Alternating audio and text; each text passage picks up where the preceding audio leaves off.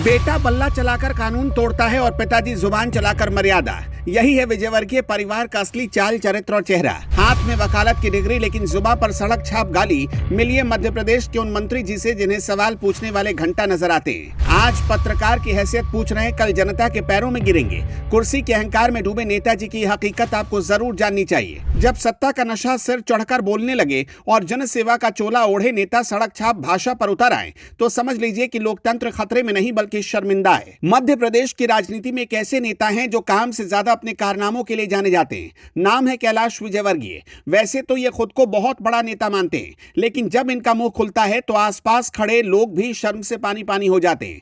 ताजा मामला तो आपने सुना ही होगा। एक पत्रकार ने इनसे इनके विभाग और शिक्षा को लेकर सवाल क्या पूछ लिया, इनका अहंकार 7वें आसमान पर पहुंच गया। जनाब ने ना आव देखा न ताव, पत्रकार को कह दिया तुम घंटा गए थे। सोचिए जरा, ये वही कैलाश विजयवर्गीय हैं जो खुद को कानून का जानकार बताते हैं। इनकी पढ़ाई लिखाई की बात करें तो हलफनामे के मुताबिक इनके पास बीएससी की डिग्री है। इसके बाद इन्होंने एलएलबी यानी वकालत की पढ़ाई भी की है। कानून की डिग्री हाथ में है, लेकिन जुबान पर लगाम नहीं। जो व्यक्ति वकालत पढ़ा हो उसे तो कम से कम ये पता होना चाहिए कि सार्वजनिक जीवन में भाषा की मर्यादा क्या होती है। लेकिन डिग्री कागज पर होना और संस्कार खून में होना, ये दो अलग अलग बातें। और विजयवर्गीय जी ने यह साबित कर दिया है कि डिग्रियां इंसान को सभ्य नहीं बनाती। अब जरा इनके पारिवारिक संस्कारों की बात कर लेते हैं।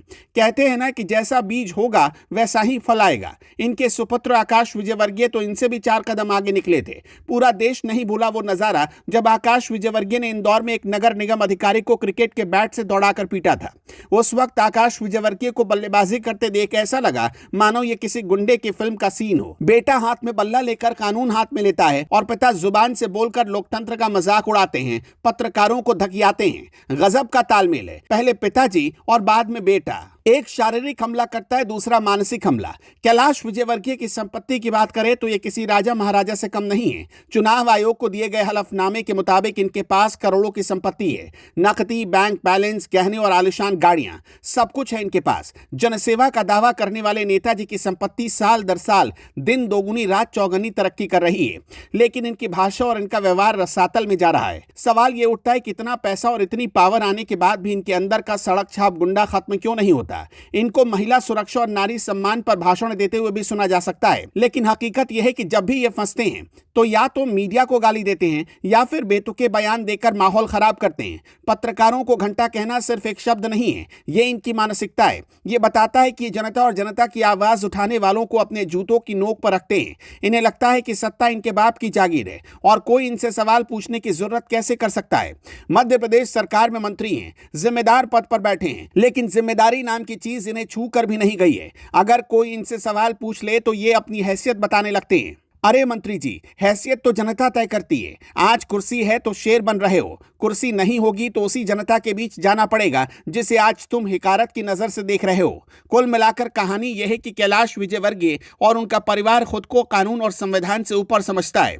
बेटा अधिकारियों को पीटता है, पिता पत्रकारों को गालियां देता है और जब सवाल पूछा जाता है तो ये अपनी पावर का ध्वंस जमाते हैं। लेकिन जनता सब देख रही है, नोट कर रही है और वक्त आने पर जनता आपका फैसला जरूर करेगी।